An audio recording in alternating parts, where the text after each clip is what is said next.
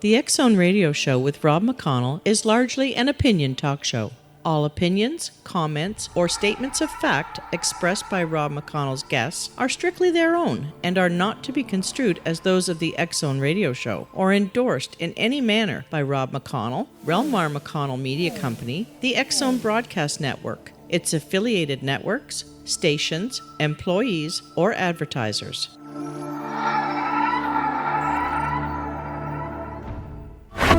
All Hit Radio.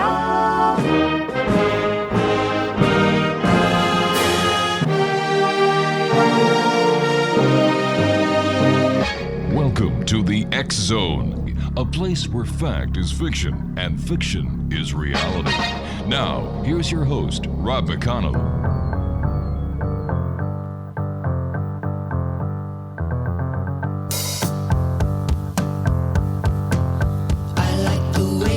Smiled at me. I felt the heat that enveloped me, and what I saw I liked to see. I never knew where evil grew. I should have steered away from you. And welcome back to the X Zone, everyone. My name is Rob McConnell, and for the next 4 hours, I'm your host and your guide as together we cross the time-space continuum to this place that I call the X Zone. It's a place where people dare to believe and dare to be heard. It's a place where fact is fiction and fiction is reality. And the X Zone comes to you Monday through Friday from 11 p.m. Eastern until 3 a.m. Eastern, right here on the X Zone Broadcast Network, Talkstar Radio Network, iHeartRadio, and across Europe on Euro Radio TV and Radio X. If you'd like to send me an email, Xzone at xzoneradiotv.com, on all social media sites, Xzone Radio TV. And our main website is www.xzoneradiotv.com. Now, if you'd like to find out what other programming we have available for you, 724-365 on the X Zone Broadcast Network, very simple, www.xzbn.net. My guest this hour is Deborah Moffitt. She is the experiencer behind the acclaimed novel, A Deadly Haunting, which drew upon the frightening experiences she and her family endured at the hands of Mr. Entity, their unseen tormentor. Vastly intelligent and destructive, this demon wrought havoc in their house and their lives, resulting in a daily battle to maintain their sanity. After 25 years, Deborah decided to tell her story, detailing what went on in her family's home during the 6-year period of nightmares in which Mr. Entity plagued them. Deborah's new book, Unwelcomed, is purely non-fictional account of what she and her family experienced. And joining me now is Deborah Moffitt. Deborah, welcome to the X Zone. Thank you. My goodness. Can you give our listeners who may not have heard you the last time you were with us a little bit about yourself and about Mr. Entity?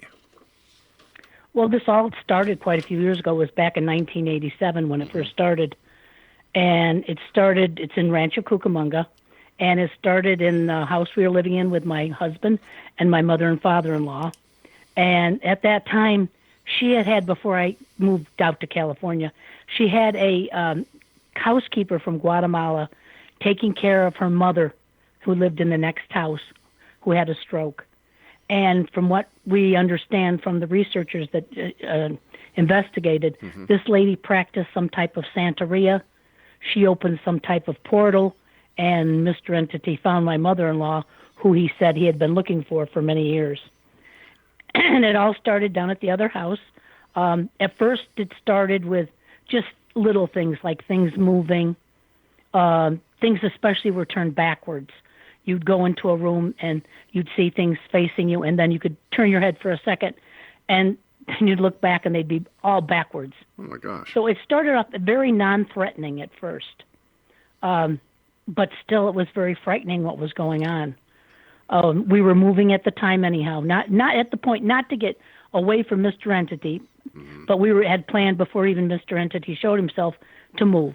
So when we moved, the last day we were down there, he changed from this being that would actually perform tricks for you, like you'd go into a room and say, if you're here, move something, and he would move furniture from one room to the next when you turned your back, to a being that when we were leaving ripped off all the cupboards in the kitchen and blew out all the windows in the bedroom the last day we were there. So it turned from, like I said, from someone who was entertaining to then threatening. You know, we've got about a minute before I have to take my first break. How old were you when all this started? I was about 30. My goodness.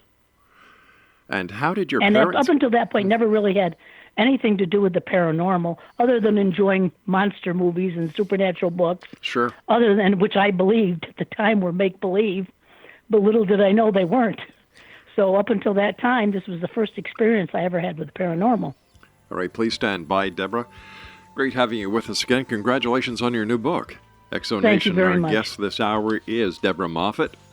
And two websites, www.adeadlyhaunting.com and www.unwelcomedthebook.com. Deborah Moffitt tells us more about this real, surreal haunting that she was part of for 6 years.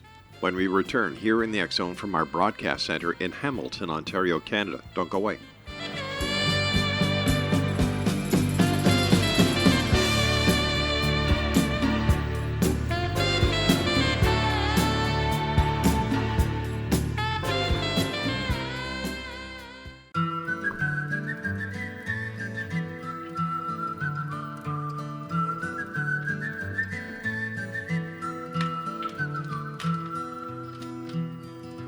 All around old Cape Horn, ships of the line, ships of the morn. Some who wish to have been born, they are the ghosts of Cape Horn.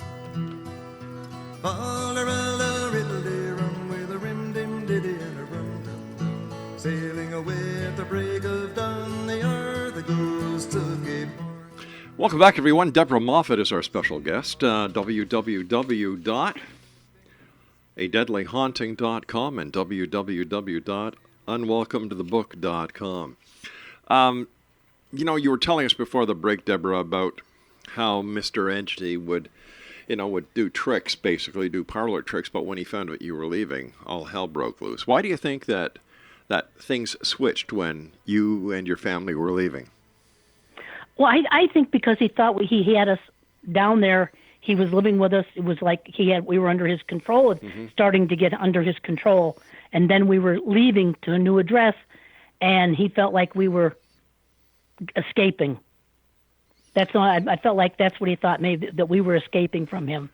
Unfortunately, it didn't last because we moved up. We moved about 6 miles away up on the hill, and within 3 weeks, Mr. Entity started doing things in the new house. So we couldn't get away from him. It's not like we could move.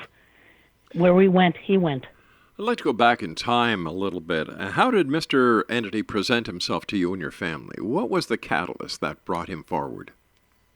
The catalyst, like I said, this housekeeper allowed him to come through, open some type of portal. But the story, now one thing you have to understand, if Mr. Entity had the ability to communicate with us on the mirrors in the house. He especially used the bathroom mirror. That's where he communicated. He would use soap, and he would write on the mirror. He would never do it in front of you. You couldn't stand there and he'd do it. You had to leave the bathroom or turn your back, and he would write.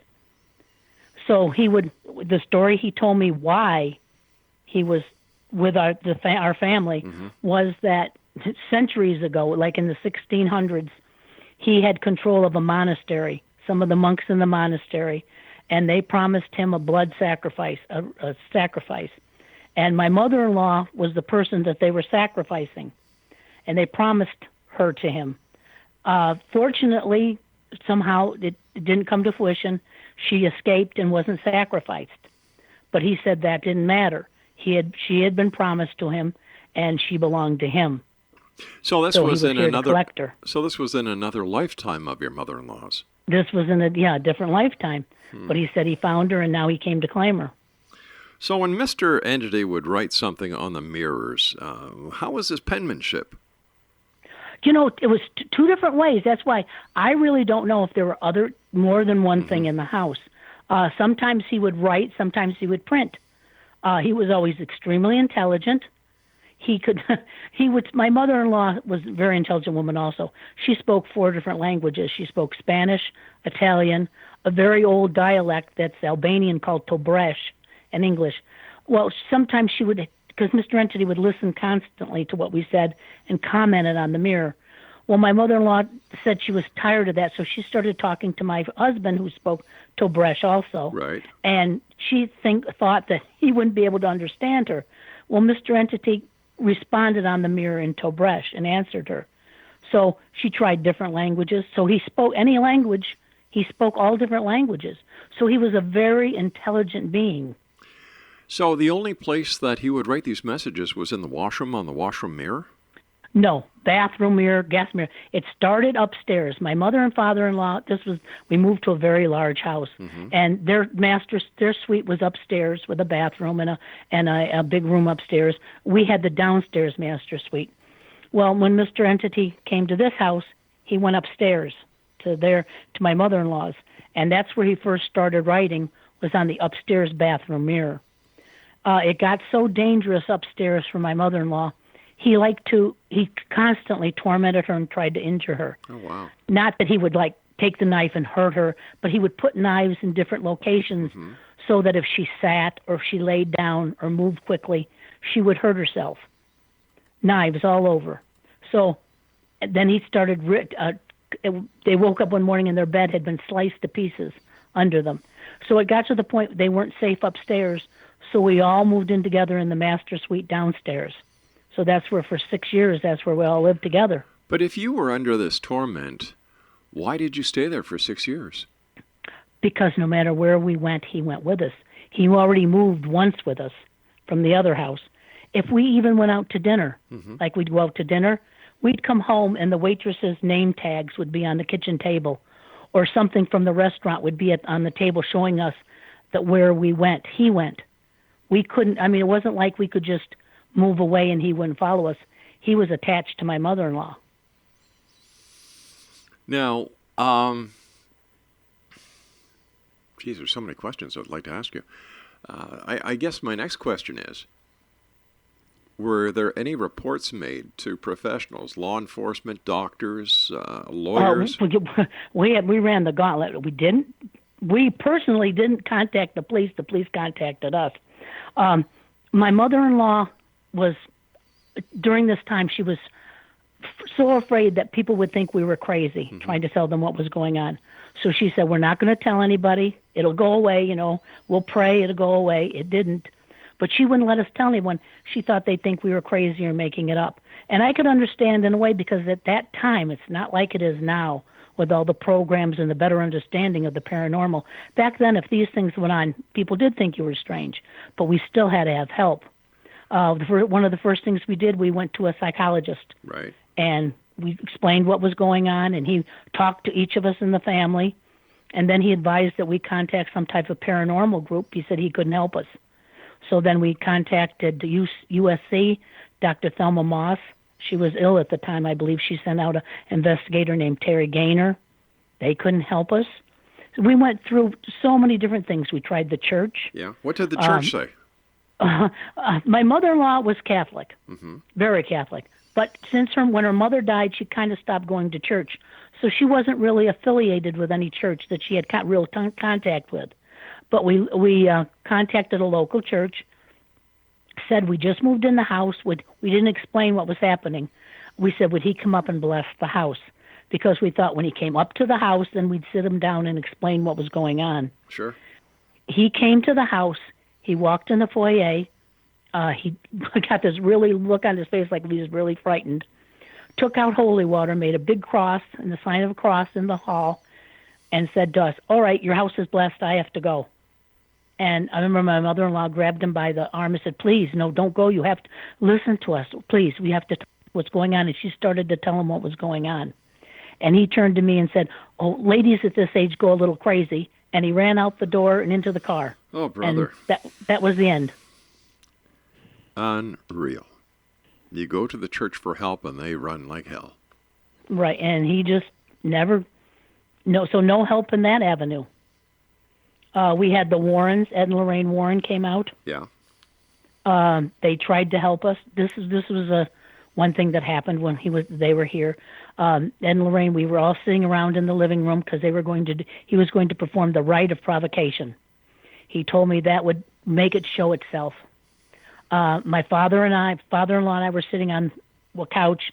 My husband and they were sitting on a different couch, and Ed started to sing the prayer, and my father-in-law next to me started to change. Now, I don't mean change into something different, but his mannerisms started changing.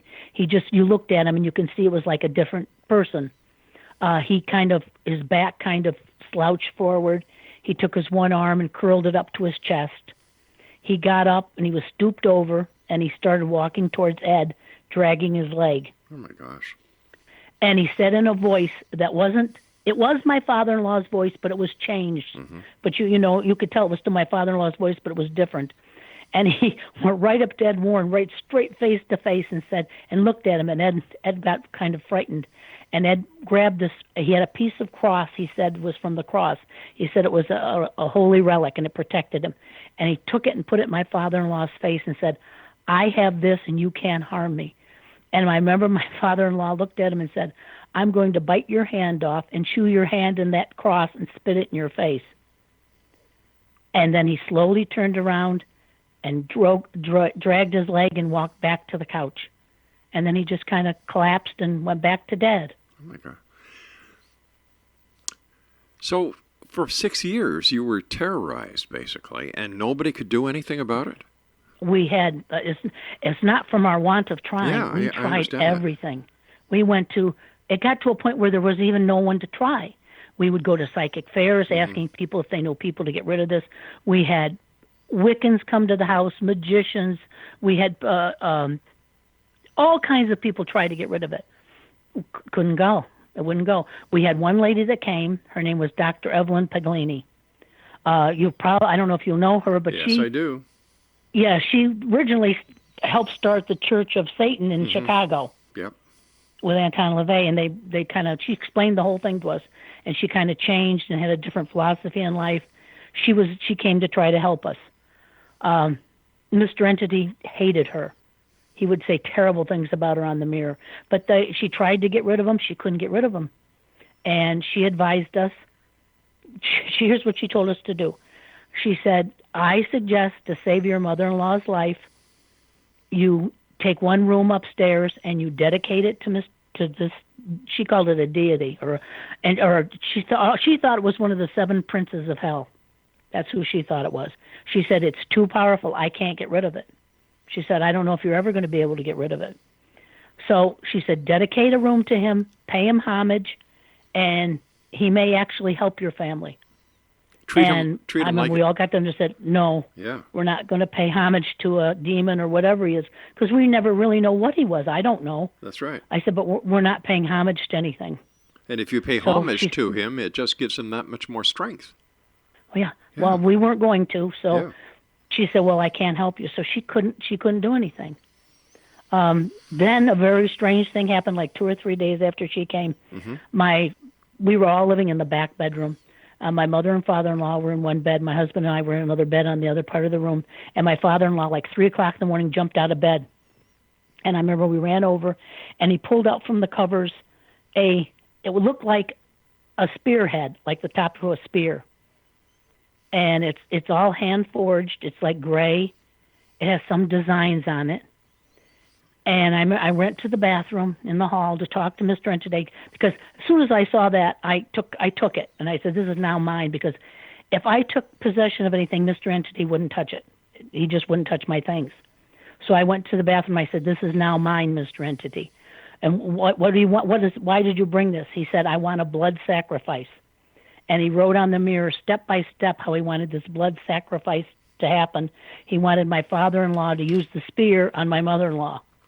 Listen, did you take any photographs of the writing of these messages? I have like over 300 photographs. My gosh.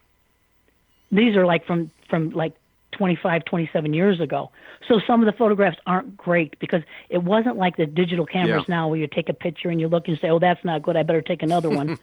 You just took a picture and hoped when it developed you could see it. Exactly. So listen, stand by. They even have the dates. on them, and I have the Deborah, negatives. So Deborah, we've got to take our break here for the news. Please stand by. Exonation. Certainly. Deborah Moffitt is our special guest, and Deborah and I will be back on the other side of this break as we continue here in the X Zone from our broadcast center in Hamilton, Ontario, Canada.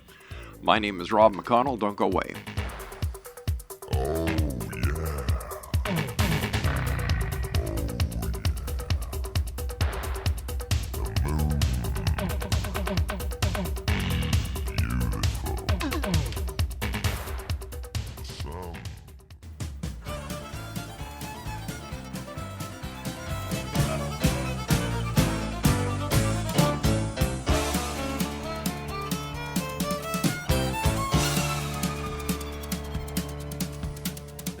Down to Georgia, he was looking for a soul to steal. He was in a bind because he was way behind and he was willing to make a deal. When he came across this young man sawing on a fiddle and playing it hot, and the devil jumped up on a hickory stump and said, "Boy, let me tell you what. I guess you didn't know it, but I'm a fiddle player too. And if you'd care to take a dare, I'll make a bet with you. Now you play pretty good fiddle, boy, but give the devil his due. I bet a fiddle of gold against your soul because I think I'm better than you." The boy said, "My name's Johnny, and it might be a..." Exonation, Deborah Moffitt is our special guest. We're talking to Deborah tonight about her two books that are out, two hair-raising books, I might add. A Deadly Haunting. Her website is www.adeadlyhaunting.com, and Unwelcomed, the book, at www.unwelcomedthebook. Deborah, were there any children in the house at the time when Mr. Entity was terrorizing? Yes. My son was like 6 months old when we moved up to the new house. Mm-hmm. And then in 90, my twins were born. As a matter of fact, Mr. Entity told me I was having twins before the doctor did. What was his relationship with your children? None. Someone was with my children 24 hours a day. They were never out of anyone's sight. I couldn't put them in one room and leave. We had to be completely watched. So Mr. Entity didn't touch the children, he told me. After one time when he went after my mother-in-law and grabbed her by the throat. Now, it's very strange because this was an entity that had such powers. He would take the truck. My father-in-law had a truck, mm-hmm. and he would pick it up, locked, not running, and put it in the middle of the road. He had the power to do that.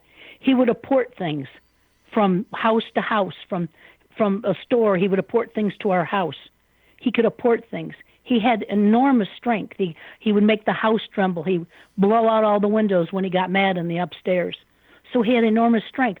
So if he really wanted, if he had the ability to kill my mother-in-law, who he wanted dead, he could have killed her any time. But I don't think they're not allowed to, because he wanted her to commit suicide or have my father-in-law kill her, where he could have killed her any time he really wanted to, but he couldn't. So he one time he did grab her by the throat and mm-hmm. scared her half to death. And I went into the bathroom, and this is when things started to change a little bit. And I told him he was never to do that again, and that I would treat him with respect, and he would treat me with respect. He wouldn't touch my child, he wouldn't touch my husband, and he wouldn't touch Lee. That's when he told me, Lee belongs to me. But he never bothered my husband. He never touched the children. He just concentrated on Lee. And that's your mother-in-law, right? Right. Did you, prior to you living in the house, either house, was there any paranormal activity that had been reported or talked about? Not that I know of. There was just one family that owned this house mm-hmm. before we did. And they were a nice couple. Nothing that I know ever happened. Just like down at the other house that we lived in where Mr. Entity was before. Right. Mr. Entity, what started when Mr. Entity came. After you left that house and Mr. Entity followed you to your other house, was there any paranormal activity that was reported by the new tenants or the new owners? The new owners tore all the houses down. There was 3 houses. We owned 3 houses. It was my husband's house, my mother and father-in-law's house, which we lived in, and we rented out the other 2, and their mother's house. So we rented out the 2 houses, and then when we sold everything, the whole 3 houses and all the property. And they tore down the houses, and this is in a very prime location. This is right on Archibald Avenue, which is a very, it's a thoroughfare with a lot of things on it. And do you know, to this day, that land stands vacant. It's completely vacant with all dead weeds and things on it. For 30 years. For a long time, they had big signs for sale, so many acres. But now they don't even put signs up. Why not? I really don't know. But for 30 years in this prime location, no one has built anything on it, or I don't know. No, it's just barren, empty lots. Why did it take you so long to write your book? Because when the people came, we had so many different people came. One would come, they would say, listen, document everything that's going on in your house. Take pictures. So we document everything. We take pictures. They couldn't help us. So the next person would come and they would say, now get rid of all these pictures and stop paying attention to this. You're making it stay.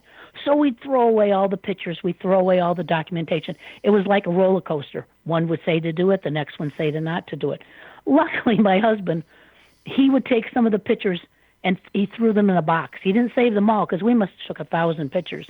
But he did save like 300 pictures. But he'd take some and throw them in the box, and then we throw the rest of them away.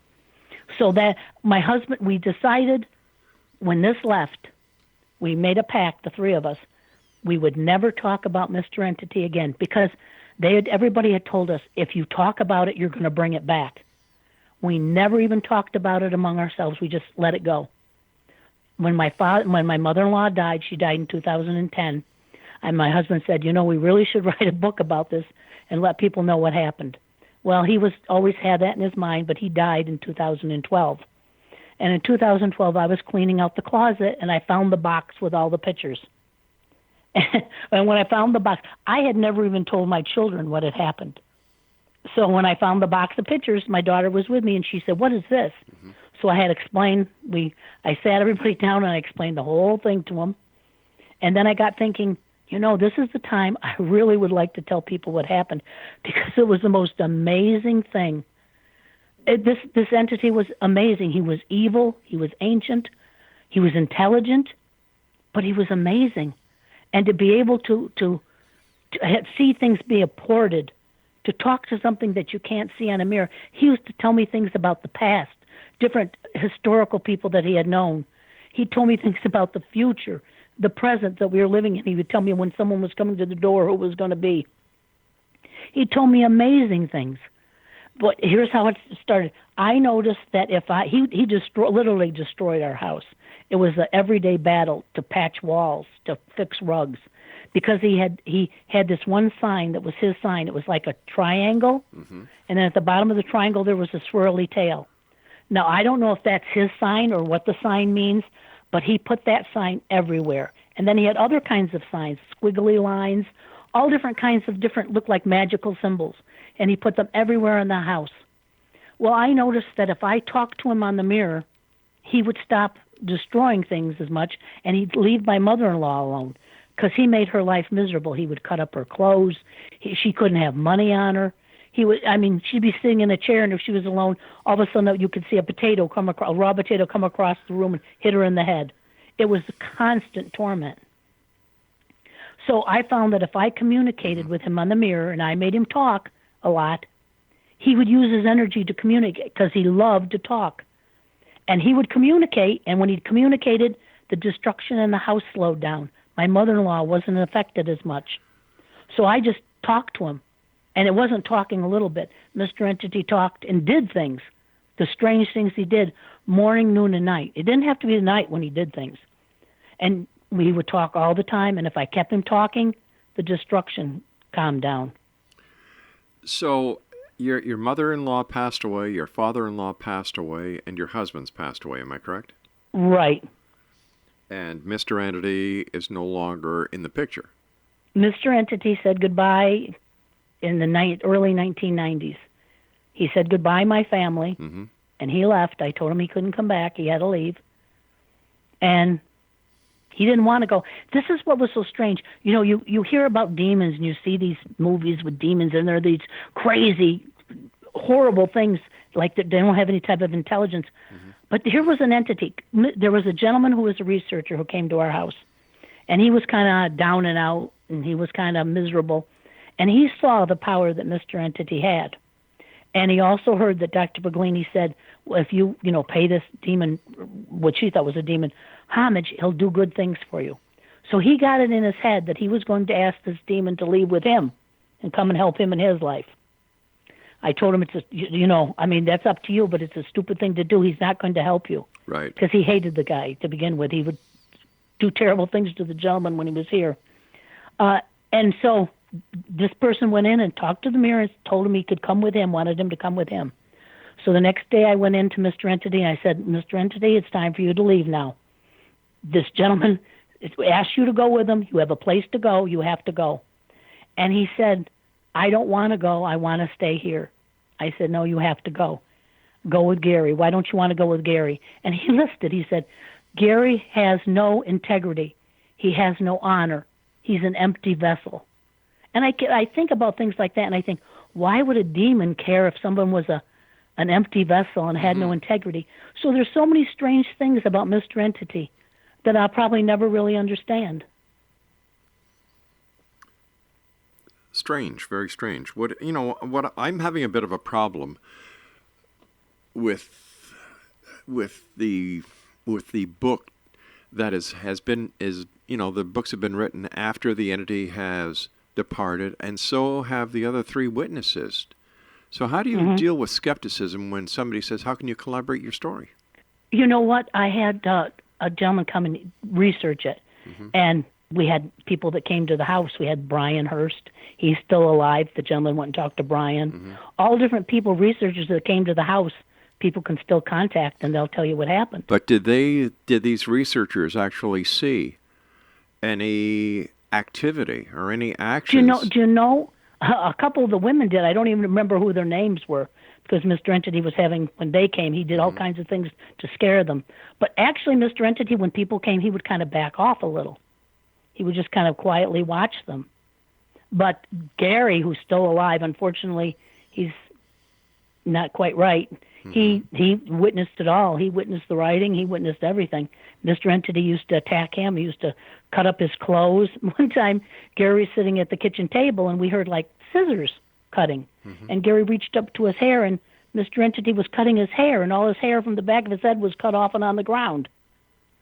With all the pictures you've taken, are any of the pictures of the entity or having these scissors being held in thin air? I'm trying to think. I have one picture I caught, because usually things happen when you weren't right there. I do have one picture where I caught the bed twirling in the air when I came into the room. Right.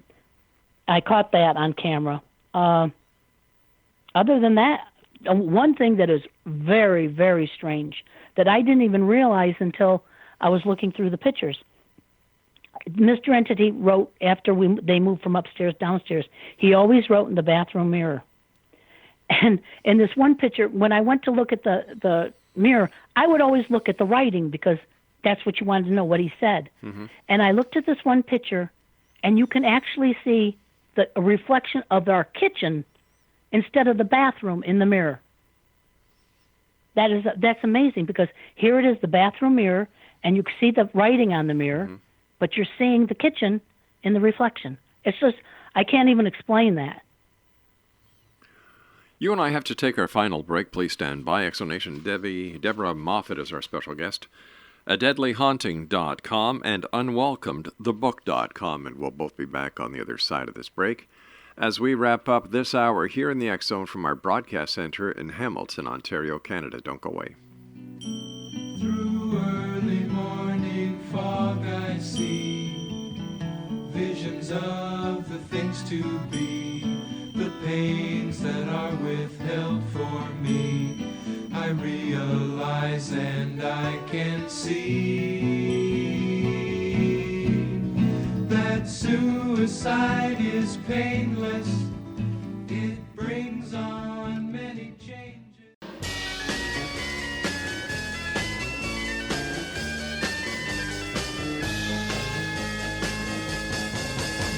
You know that it would be untrue.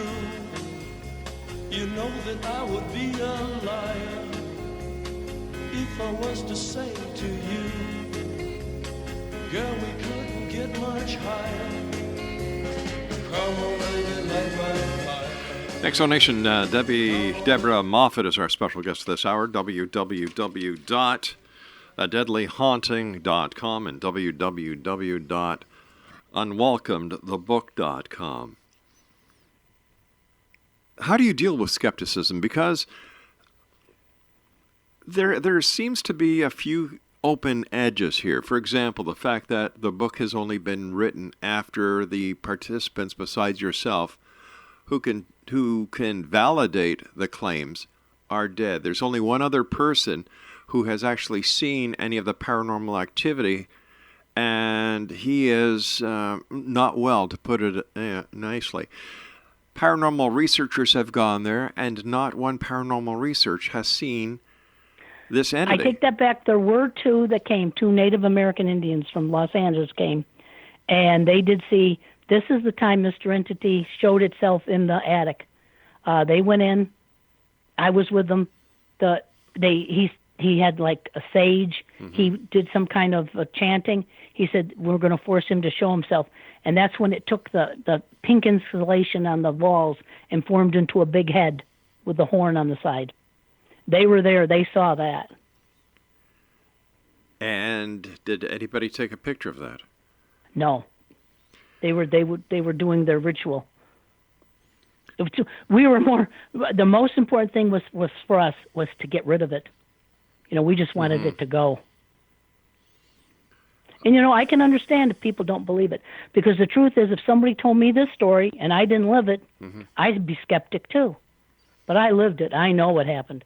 As a matter of fact, when I talked about this to my children, I said, should I tell people everything that happened? I said, because so much happened, should I tell it?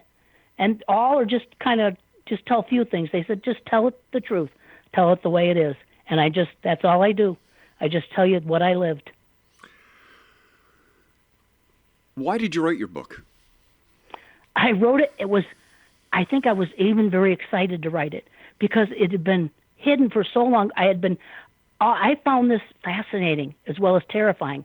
And I just wanted to tell people about this, and to finally get the opportunity to tell, after I found the pictures, to show the pictures too, to tell the story was just like a release. It was like I wanted to just grab people and say, sit down, you got to hear what happened, because it was just so long that I couldn't tell anybody. You couldn't, or you didn't want to. There's a big difference there. Well, let's say, no, I couldn't. While my mother-in-law was alive, I couldn't. Why? For one reason. How was I to know that by really talking about this, we have gone through hell? How did I know? I couldn't say for sure that us talking about it and generating it at the time, because she was alive, that it wouldn't bring it back to her and harm her. But let me ask you this. You may not have talked about it, but didn't you bring paranormal investigators into the house to try and exercise this? I'm talking about when Mr. Entity left, we stopped talking about it. But when he left. Once Mr. Entity left, we completely stopped talking about it. But the damage had been done. Why not come clean back then? We just stopped. We just stopped talking about it. We didn't let anybody know what happened, other than the investigators, and it went away, never came back. But we couldn't talk about it because my mother-in-law was sure that if we brought it up and talked about it, it would come back and get her. So we just didn't talk about it. But what about the investigators that had been there? I'm sure they might, if they were there, they did an investigation. It would have been logged somewhere. You mean no member of the media picked this story up and went with it? No, media, no. Dr. Berglini brought a film producer here. She wanted to make a film about it, and we said no. Wow. So you're writing, what's the difference between your first book and your second book? The first book someone else wrote. I gave them the notes and everything that I did about it. And it elaborates a little bit in certain spots that aren't true. It's like 95% true, and then some elaboration. The new book, I just told the story the way I remember it. And also I put in like over 100 pictures so people could see the pictures. Because that's what I wanted people to see. I wanted people to say, look, this is what it did. These are the things it did, and this is the writing. So I wanted people to see that.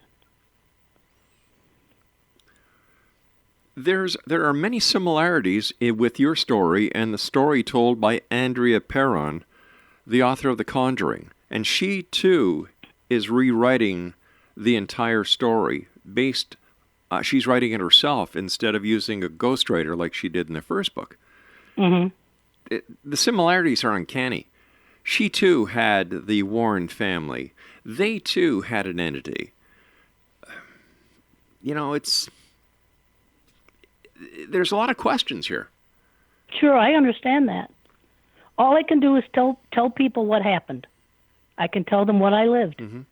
What is the general reception of people that you tell your story to? Most people are very nice about it. You know, they don't look at me and say, "Oh, you're making that up." Sure. My friends that know me know it's the truth. How do they know it's the truth? But and from reviews on books and things, the majority of people, believe it because it's the truth. I can't, I can only say what happened. There's no way I can really prove it. I lived it. Some of the investigators came. Gary definitely could prove it. He could back up what I say. Mm-hmm. Brian Hurst knows about it. Some other people know about it. But like you said, and that's the truth, I lived it. I know every little thing that happened that other people don't know. And it's how can I prove it? I can just tell you what happened. Well, the proof would have been at the time of these things happening by bringing in paranormal investigators who would have been able to do a proper investigation and document evidence of the occurrences. That would have been proof. But from what I'm gathering, there was no proof ever ascertained during their investigations. Nobody saw any of the teleportation. Nobody saw any of the bed moving or the changing of the furniture or whatever. No, that's true. Yeah. I understand what you're saying. It is true. Because when people came to investigate, it would just back off. It was like, I'm not even here. I'm just watching. And then they'd leave, and he'd comment on them. What would he say? He would say, he'd tell us that we were fools. We weren't going to be able to escape. And then we had Chris Chacon come. He had machines that was documenting things. Mm-hmm. And I remember when he was leaving, I said to him, "Well, what is it?" And he said, "Well, there's things in this world you're never going to understand, and this is one of them."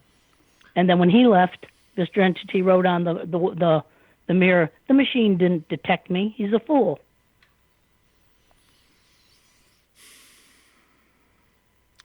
Was the handwriting ever analyzed? No. This was back in the early 1990s and late 1987. Mm-hmm. Things were different back then than they are now. We couldn't even find people to help us. And it wasn't like now where there's everybody you can get to come and find out what's going on at your house. And yet, back in the 90s, you had Dr. Hans Holzer, who was available and doing research. He was the father of parapsychology. He was making himself available for investigations. He also co-hosted a number of the segments of In Search of with Leonard Nimoy. You had Lloyd Auerbach from one of the universities who was making himself available. Duke University had a paranormal. Lloyd. He's the one that sent out Chris Chacon. Lloyd himself didn't go? No, he sent out Chris Chacon. That's strange for Lloyd. Yeah, but so there seems to be. It's a great story. It's a great story. But without any proof, that's all it is a story, even though you lived it. The fact that it took so long for the book to come out, the fact that you didn't write the first book, was it penned under your name? No. It was penned under a lady, Joey Albrecht. So she was the author of the book? She was the author of the book. But it was a nonfiction. It was just... we told her, she said she worked for, matter of fact, she had worked for Disney for a while. She said, if we tell this story and we don't make it a nonfiction, people are going to have a hard time understanding it. I have to put it in the nonfiction form so that people can understand it better. So I didn't know anything. I said, that's fine. Mm-hmm. So after she did that, it was fine. But then I thought, I want people to know exactly what happened because mostly I wanted them to see the pictures. So when I started writing, I just wrote another book exactly what happened that I remembered it. So why wouldn't the pictures been included in the first book? because it cost too much money to put them in the first book. She said it wouldn't be It wouldn't be an advantage to put all the pictures in the first book. Wow. Hey, listen. All I can say is good luck. I find there to be information missing that would certainly add to the credibility of the stories. But I want to thank you so much for joining us, Deb. I wish you continued happy haunting at X-Zone Nation. You be the judge. There are so many holes in this story, more holes than there are in a piece of Swiss cheese in Billy Meyer's refrigerator in Switzerland.